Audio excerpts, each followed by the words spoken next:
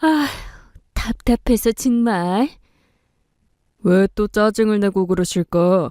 생산 라인에서 무슨 일 있으셨어요? 얼마 전에 새로 들어온 연지 씨 때문이지 뭐. 연지 씨가 왜요? 열심히 근무 잘하는 것 같던데. 내일이 우리 아들 운동의 날이거든. 그래서 연지 씨한테 근무 비번을 좀 바꿔달라고 말했더니 눈만 멀뚱멀뚱 뜨고선 사람을 빤히 보기만 하더라니까. 근무 바꿔주기 싫으면 싫다고 하면 되지.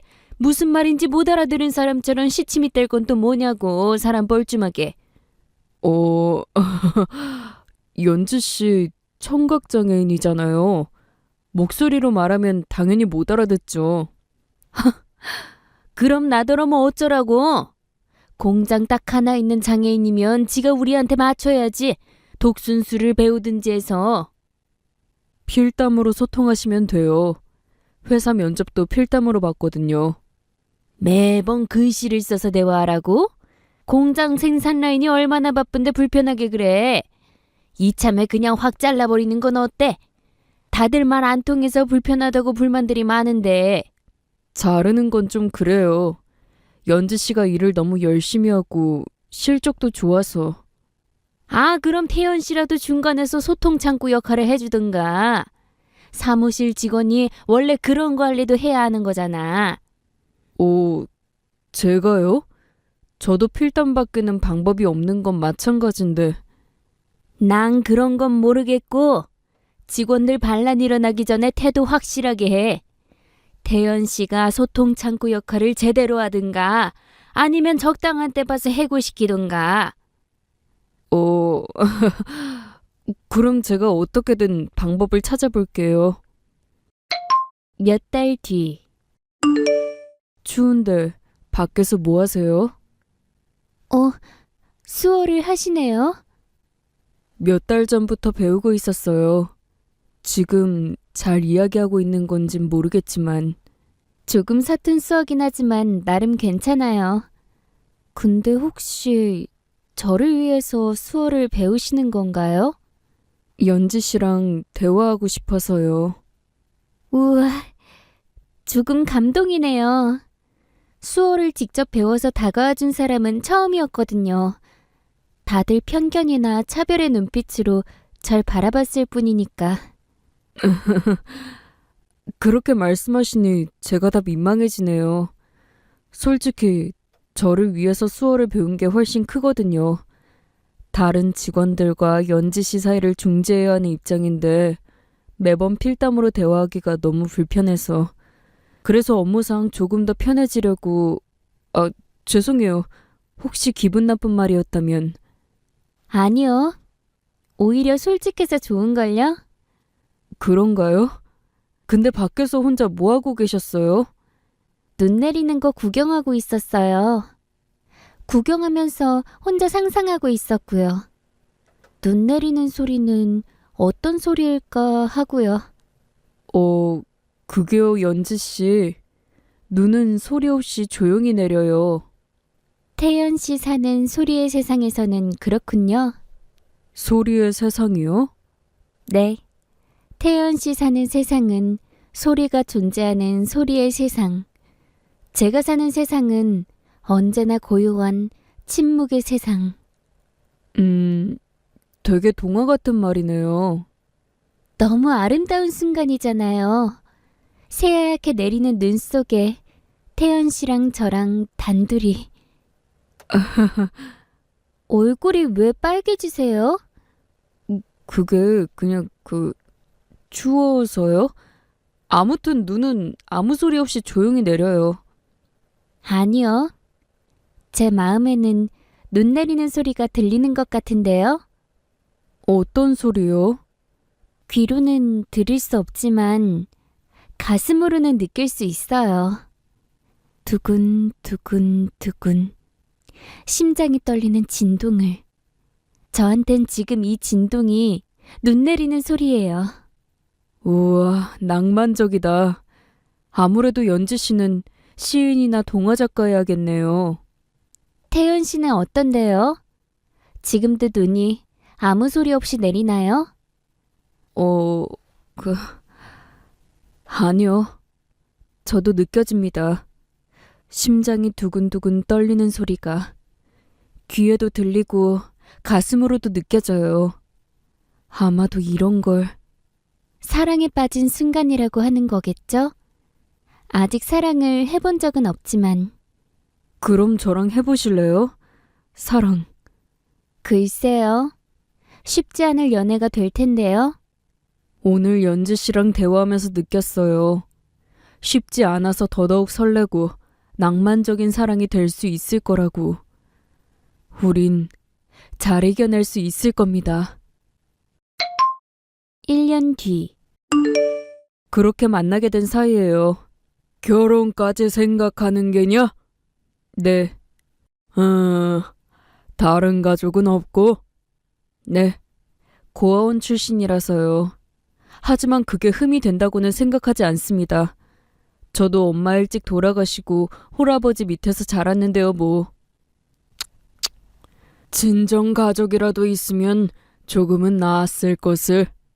아버지 혹시 반대하시려는 건가요? 그럼 선뜻 환영할 것 같았니? 듣지만 못할 뿐이지 아무 문제 없는 사람이에요. 저도 이젠 수어가 익숙해져서 대화하는데도 지장 없고요. 연인 사이에서는 그렇겠지. 하지만 가족이 되는 건 달라. 아버지, 친정 식구들도 없다는 게 무슨 뜻인지 아니? 그 여자의 장애를 너 혼자서 감당해야 된다는 뜻이야. 사랑으로 극복할 수 있어요. 더군다나 아버지는 복지재단 이사장님이잖아요. 다른 장애인들은 잘 돌보고 다니시면서 며느리감의 장애인이란 이유로 반대하시면 안 되는 거잖아요.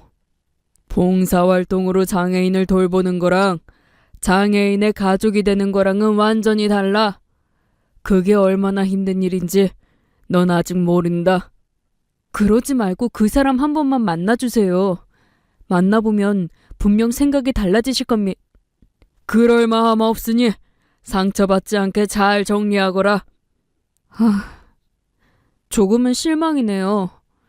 적어도 아버지는 장애에 대한 편견 같은 건 없는 사람인 줄 알았거든요. 편견이라. 글쎄다. 오히려 이 녀석이 너무 섣부른 건 아닐까? 아버지! 애비가 다 직접 겪고 살았던 바가 그래. 일단 내일 나랑 어디 좀 가자꾸나. 직접 보여주면서 들려줄 이야기가 있으니. 이튿날. 이건 묘지네요. 근데 왜 잡초가 무성해요? 남겨진 가족도 없는 무덤처럼. 가족이야 멀쩡히 잘 살아있지. 오죽 질렸으면 아들 동생 무덤 벌초도 한 번을 안 올까 싶지만은. 대체 누구 무덤인데요? 여기 누워있는 이 녀석 애비 친척 동생이다. 너한텐 먼 삼촌뻘 되는 어른이고. 아, 네. 근데 여긴 왜? 직접 보여주고 해줄 얘기가 있다고 했지? 여기 있는 네 먼 삼촌이 장애인이었어. 자기 몸도 혼자 못 가누는 뇌성마비. 결국엔 결혼 반대한다는 말씀이시네요. 그런 이야기라면 안 듣겠습니다. 꼭 들어야 해. 아버지!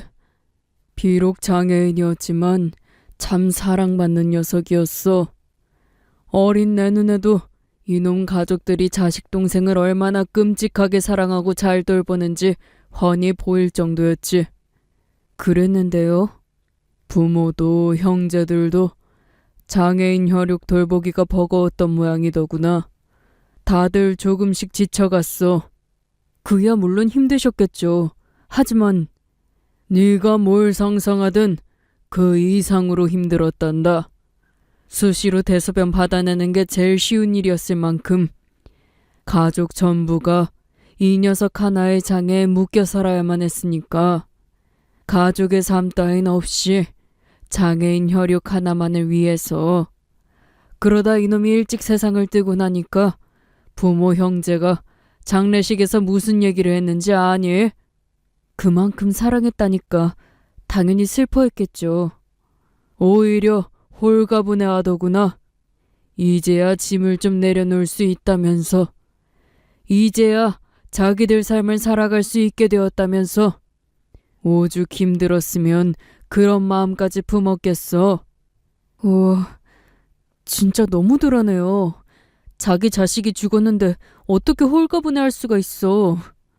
그분들이 나빠서 그랬던 게 아니야. 장애인의 보호자로 사는 삶이 그만큼 힘들 뿐이지.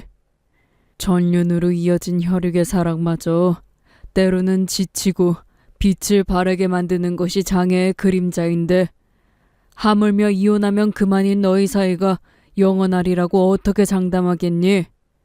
두 사람의 인연은 그만큼 힘든 사랑이야. 저희는 충분히 잘 이겨내고 있어요. 연재 씨가 가진 어려움이라면 세상과의 의사소통뿐인데, 그것도 제가 이제는 수어를 제법 잘해서 아버지 걱정하시는 만큼의 어려움은 없을 겁니다. 그렇게 쉽게 장담할 일이 아니야. 장담하고 결혼했다가 네가 지쳐버리기라도 하면, 그러다 결국 이혼 생각이라도 들게 되면, 설사 좋게 좋게 협의 이혼을 하더라도 넌 평생 죄책감에 시달리게 될 거다. 꽃다운 여인을 장애 때문에 버렸다는 죄책감, 그 여인도 장애 때문에 버려졌다는 상처를 잊게 될 거고. 아들을 그렇게 못 믿으세요? 널 못 믿는 게 아니라 장애라는 짐이 얼마나 무거운 건지 똑똑히 보고 자라서 그래서 반대하는 거다. 아니요. 전 절대로 변심하지 않아요. 제 사랑도 지치거나 빗바래지 않을 겁니다. 우리의 생이 끝나는 그날까지 영원히. 그래서 그 불확실한 믿음 하나 가지고 아비의 뜻을 기어이 거스를 셈이냐? 거스른다기보다는 앞으로 증명하겠습니다. 저희가 예쁘게 잘 살아가는 모습 보시면 아버지도 분명 저희한테 마음을 열어주실 거예요. 아들! 당장 저희의 결혼을 축복하지 않으셔도 좋습니다. 마음 불편하시다면 결혼식장에 오지 않으셔도 좋아요. 대신 멀리서라도 지켜봐 주세요. 저희가 우리의 사랑을 어떻게 지키고 키워가는지, 장애라는 그림자를 얼마나 훌륭하게 뛰어넘는지. 기어이 멋대로 결혼을 저지를 작정이라면 나도 더 할 말 없다. 난 충분히 경고했으니 어디 네 마음껏 한번 살아보거라. 애비 말이 맞았다고 후회할 날이 반드시 올 테니까. 아버지, 그렇게 부르지 말거라. 자기 스스로 지 팔자 망쳐버린 아들 자식. 가슴 아파서라도 앞으로는 없는 자식인 셈 치고 살 테니. 몇 달 뒤. 아버님이랑은 아직도 냉전 중이에요? 냉전뿐이겠어요. 정말 없는 자식 취급해버리던데요. 그래서 계속 마음이 불편한 표정이구나. 암튼 연지 씨는 귀신이라니까. 어떻게 내 마음을 매번 그렇게 잘 알아요? 나름 내색하지 않는다고 했는데. 귀가 들리지 않는 만큼 눈은 밝거든요. 당신 표정 하나하나 아주 훤하게 보여요. 혹시 제가 표정을 잘 읽어서 불편한가요? 아니요. 오히려 더 편하고 고마운걸요. 제 마음을 먼저 알아채고 이렇게 보듬어 주잖아요. 그럼 당신 표정을 조금 더 읽어봐도 될까요? 제 표정이 어떤데요? 아버지한테 죄송스럽죠? 결혼식에 오지 않으셔도 된다고 해버려서. 크게 싸우긴 했어도 어쨌든 아버지잖아요. 엄마 없이 혼자서 어렵게 절 키워주신 아버지. 하지만 어쩔 수 없는 상황이니까 일단 우리가 예쁘게 잘 사는 모습 보여줍시다. 그럼 아버지도 언젠간 저희를 인정해 주실 거예요. 저도 그랬으면 좋겠네요. 기왕이면 아버님 축복 받으면서 결혼식 올리면 더 좋을 것 같고요. 그거야 그렇지만 저렇게 완고하시니까. 전 당신이랑 아버님 모두 이해해요. 그니까 걱정 말고 얼른 푹 자요. 우리 내일 웨딩 사진 찍는 날이잖아요. 하루 종일 피곤할 거야. 그래요. 연지 씨도 굿나잇. 좋은 꿈 꾸세요, 내 사랑. 아무 걱정하지 말고. 며칠 뒤. 제가 듣지도 못하고 말도 못해서 부득이 필담으로 인사드립니다. 아버님. 불쾌하시다는 표정이네요. 이런 제가 불편하신 건가요? 내 글씨가 악필이라 말이 잘 전해질지 모르겠네요. 충분히 잘 읽힙니다. 그럼 안심하고 몇 자 적어볼게요. 저자의 장애가 불쾌한 게 아니라 약속도 없이 혼자 불쑥 찾아온 게 불쾌한 겁니다. 죄송합니다. 저로서는 다른 방법이 없어서요. 그런 이야기는 됐고 절 왜 찾아온 건가요? 결혼식 참석을 부탁해달라고 온 거면 이만 돌아가세요. 전 두 사람을 축복하지 않습니다. 선물을 드리고 싶어서 왔습니다. 우리가 선물 주고받을 사이는 아닌 걸로 아는데. 꼭 드리고 싶습니다. 제가 사랑하는 사람의 아버님께 며느리 될 자리가 어떤 사람인지 꼭 알려드리고 싶어서요. 그러니 이것만 꼭 받아주세요. 이건 공책이네요. 그 안에 저와 아드님의 이야기가 담겨 있습니다. 부디 한 번만 읽어주세요. 사랑하는 아드님을 위해서라도. 2달 뒤. 여보세요? 네, 목사님. 네. 그러세요? 네, 일단 알겠습니다. 무슨 전화예요? 당신 표정이 안 좋아. 우리 주례사 해주기로 하신 목사님인데 오는 길에 접촉사고가 나서 늦을 것 같다고. 큰일이네. 이제 곧 신부 입장할 시간인데. 그럼 주례사는 생략해요, 우리. 어차피 요즘은 주례사 없는 결혼식도 많다니까. 정말 괜찮겠어요? 양가 부모님도 안 오시는 결혼식인데 주례사까지 없으면. 제 쪽이야 원래 부모님이 안 계시니까 당연한 거고 아버님 쪽은 어쩔 수 없죠 뭐.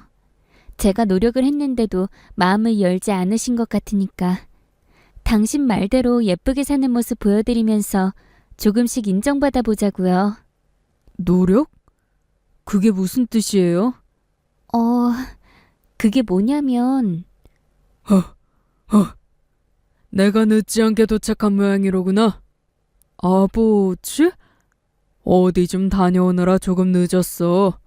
헌데 무슨 일인데 신랑 얼굴에 식은땀이 범벅이야.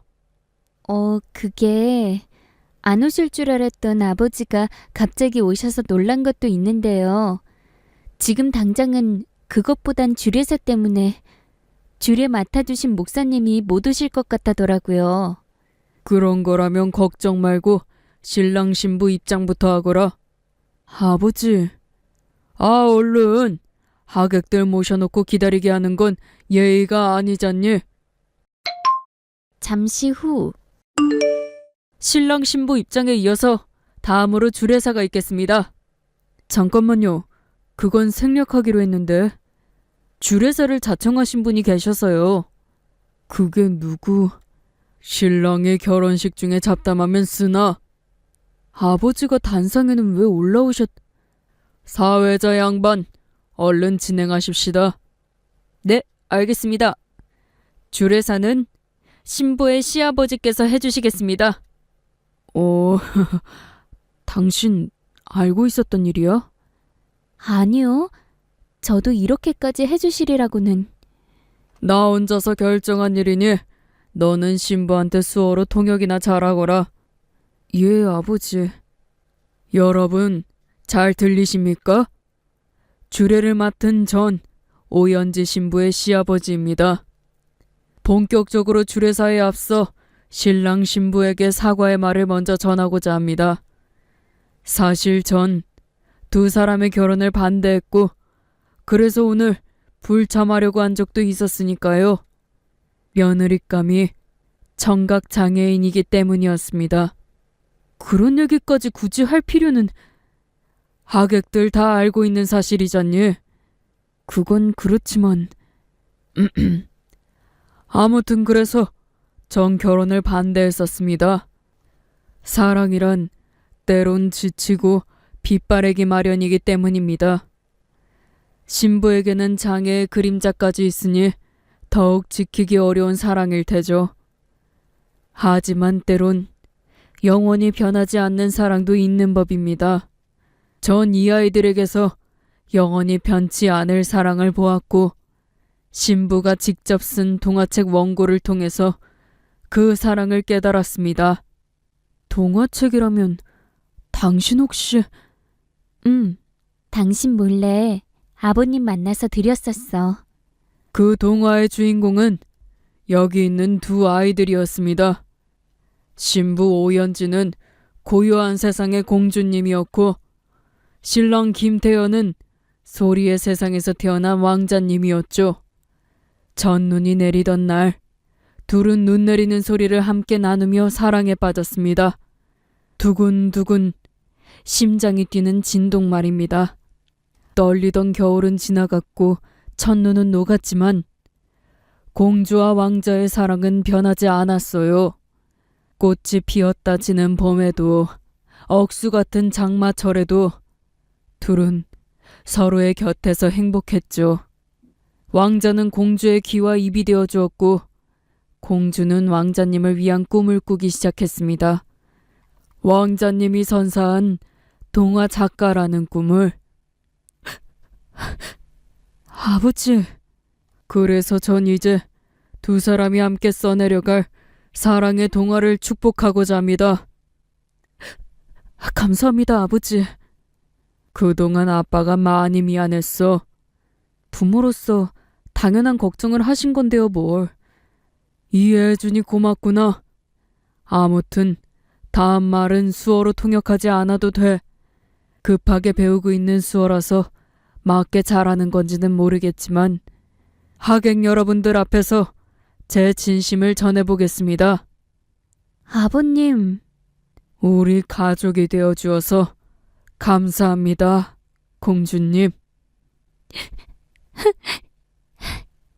내 수어가 잘 전해졌는지 모르겠구나.